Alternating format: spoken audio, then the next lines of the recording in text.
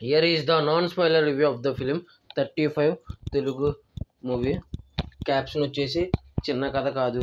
ఇంకా ఈ మూవీని ప్రజెంట్ చేసింది రానా దగ్గుపాటి గారు. ఇంకా ఇందులో యాక్టర్స్ వచ్చేసి నివేదా పేజ్ రాజ్ అండ్ అతనికి భర్త కింద వేసిన అతని పేరు తెలియదు. మరియు ఇంకొక వ్యక్తి ప్రియదర్శి గారు. ఒక చిన్న పిల్లోడు కథ ఇది. ఇంకా ఈ మూవీ నేను నిన్ననే చూడడం జరిగింది.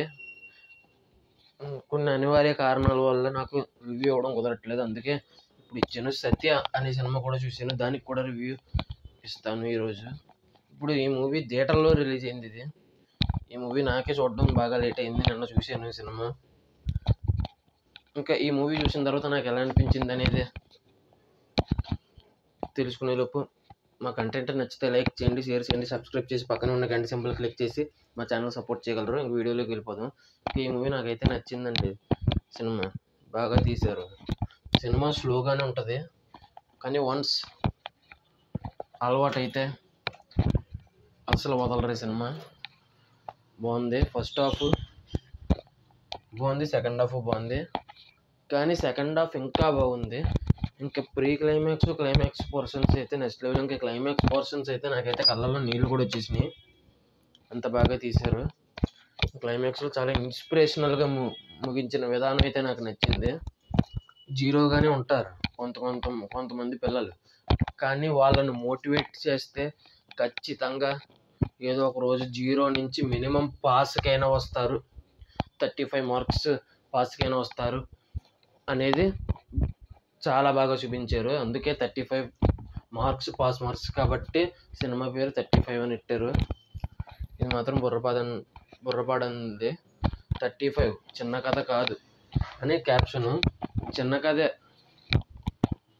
కానీ పెద్ద మెసేజ్ ఉంది, అందుకే మంచి ఇన్స్పిరేషన్ ఉంది. అందుకే ఈ సినిమాకి ట్యాగ్లైన్ అలా పెట్టారు. ఇంకా ఈ మూవీ ఖచ్చితంగా పిల్లలతో వెళ్ళి మరి చూడాల్సిన సినిమా అని అన్నారు ప్రమోషన్లో కూడా. నిజమేనండి, నిజంగా పిల్లలతో వెళ్ళి చూసి మీరు కూడా మోటివేట్ చేస్తారు పిల్లల్ని ఈ సినిమా చూస్తే అని అనుకుంటున్నాను నేను. అంతలాగా మోటివేట్ చేసింది ఈ సినిమా. క్లైమాక్స్ పీక్స్ ఆ ఒక్కటి చాలు, మీరు మోటివేట్ అయ్యి వేరే వాళ్ళని మోటివేట్ చేసేలా ఉంటుంది క్లైమాక్స్.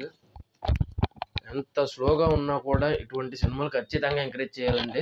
క్లైమాక్స్ కోసమైనా ఖచ్చితంగా ఈ సినిమా థియేటర్లోనే చూడాలి, థియేటర్లోనే ఫీల్ అవ్వాల్సిన సినిమా అని చెప్తాను.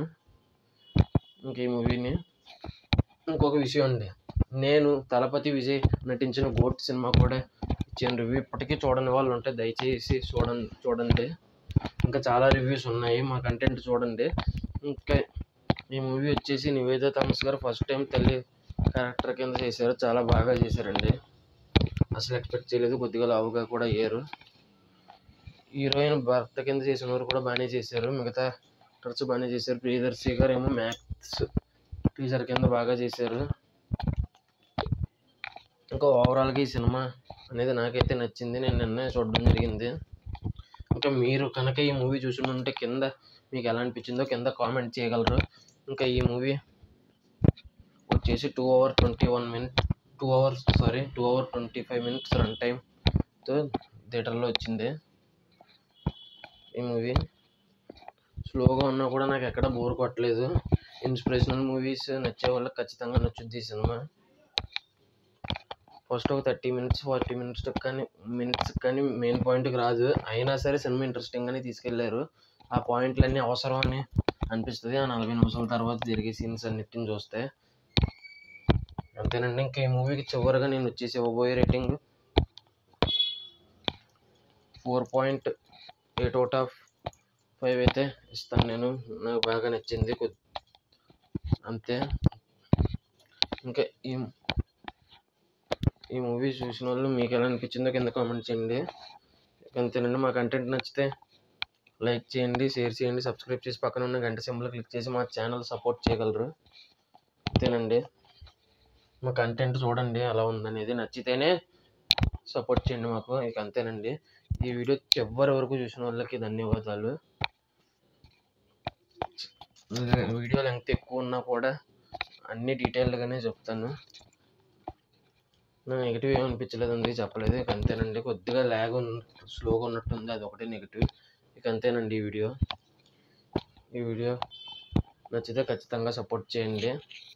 ఇక అంతేనండి. ఈ వీడియో చూసినందుకు ధన్యవాదాలు.